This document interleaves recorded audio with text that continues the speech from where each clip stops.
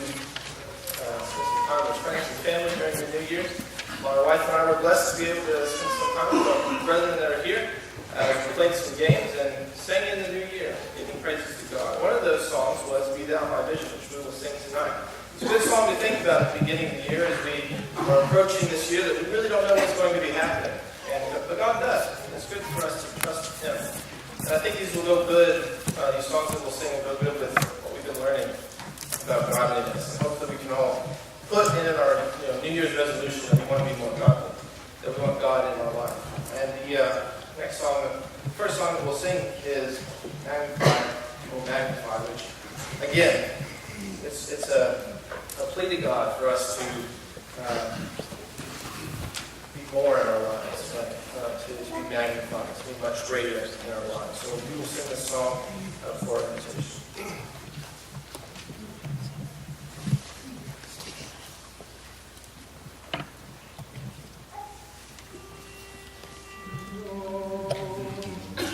Magnify.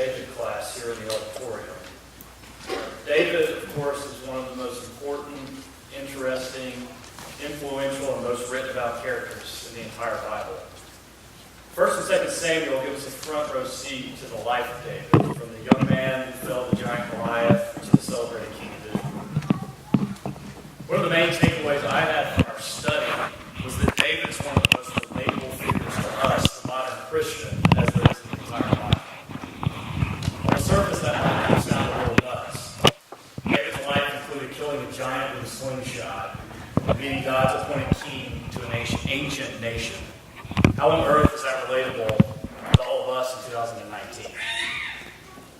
Well, what's relatable about David are his individual decisions that are recorded in the Scriptures. David is famously referred to by God as a man after his own heart. He also has a lifetime of mistakes, sins, and errors. David had a godly heart. As I just mentioned, God himself referred to David as a man after his own heart. It's hard for me to imagine a higher praise for any mortal man from God the Father than that. However, David made mistakes, lots of mistakes, some of them humongous mistakes. 2 Samuel 11 tells the story of David committing adultery with Bathsheba. David then doubled down with that adultery by ordering the death of her husband Uriah. Just think about that in plain terms for a minute. David both committed adultery and ordered the woman's husband to be murdered. In our society, if convicted, he'd be in jail for the rest of his life. How would we look at someone in 2019 who had done these things? Chapter 12 then tells of Nathan rebuking David via a story, telling him his child would die and that the sword would never leave his family. David said, quote, "I have sinned against the Lord." David's lifetime of fatherhood is filled with mistakes that help lead to problems for his family and his children.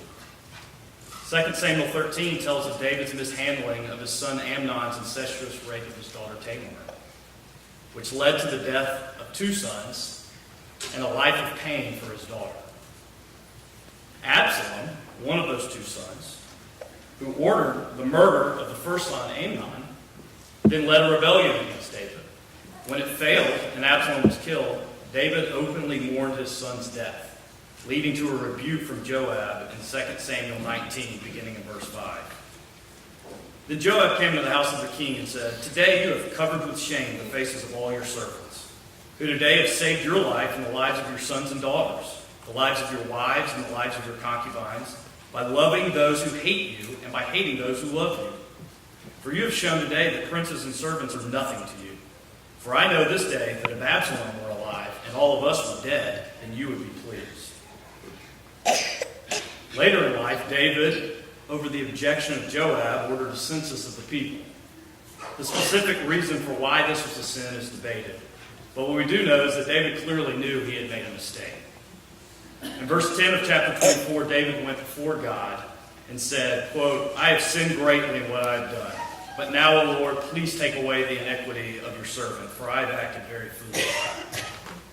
This led to punishment from God, a disease in the land that killed 70,000 of his own people. I'm not pointing out these sins to wag a finger at David. The point is to ask the question, how could David have a life filled with such huge sins and still be called by God a man after my own heart? Surely 1 or 2 of these sins, let alone all of them, would disqualify David. But they didn't. And the reason they didn't is because while David erred in some major ways, his response to rebuke of his sins was always the same. He accepted the Lord's consequences and asked for forgiveness.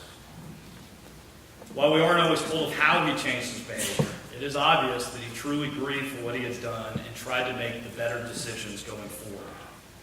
He was the most powerful man in Israel, appointed by God, yet when confronted by his aides, like his God-led aides, like Joab and Nathan, he humbly listened and accepted the word of God. So back to the original question or premise. Why is David such a relatable figure to us? I think, or hope, that we would all acknowledge that we've sinned. God forgave David. God forgave David for murder. God forgave David for murder and called David a man after his own heart. If God will do that for David for those sins, God will do the same for us. David was a flawed man, like all of us, but David was also a man who feared and loved God. His reaction to sin was to ask for forgiveness and fear the Lord, even in the face of devastating earthly consequences.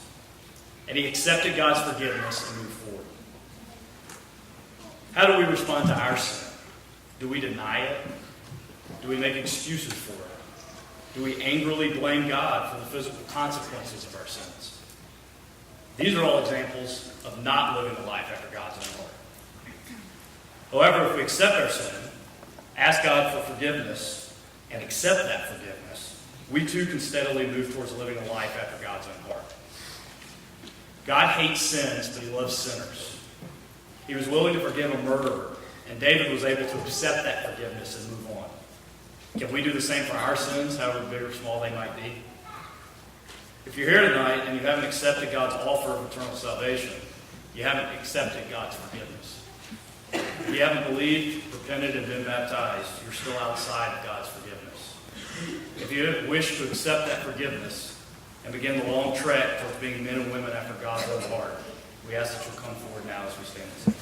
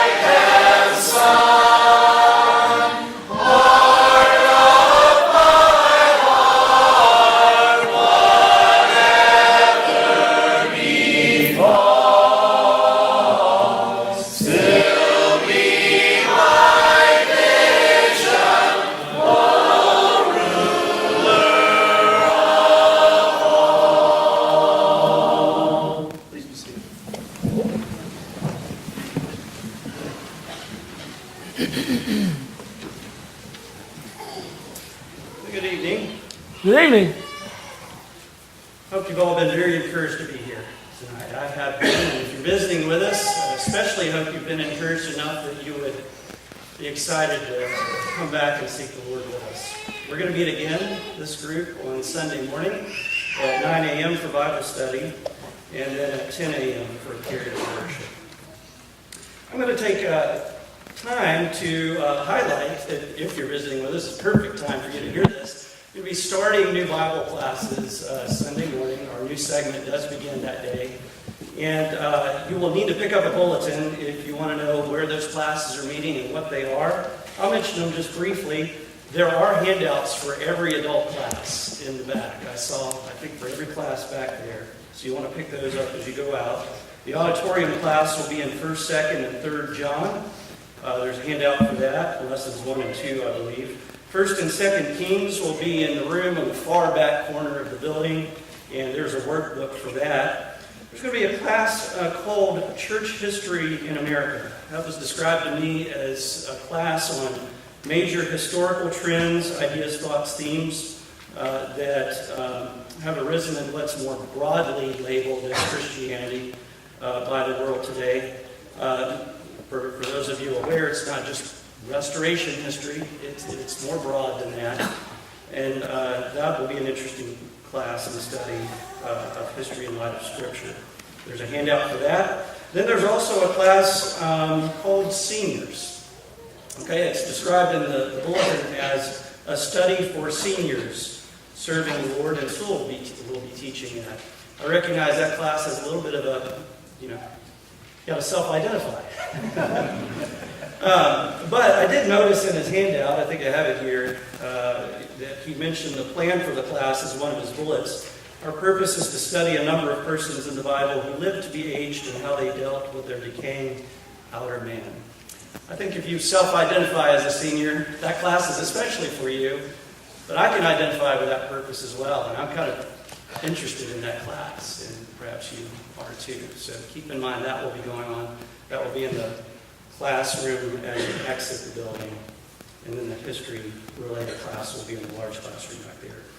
James told me if you're in the middle school class, you need to see him in the back foyer right afterward this evening to get your material. You will have to sign off that you got the material. So make sure that you see James. And then Michaela Gaskin asked me to announce that the 3rd and 4th graders, if you could meet her back, and I guess whoever's associated with them, meet Michaela back in the classroom to see her immediately after the service. Again, pick up a bulletin so you can get more details on those things. I want to highlight just a couple of other things. Ken Johnston will be having his surgery on Monday, scheduled to have a mass removed from his kidney. Let's keep praying for Ken. And then also keep Marissa Jones's parents in your prayers. Of course, we've got an email and announcements related to that. Her father's having brain surgery in a couple of days soon, and her mother's on crutches in a wheelchair.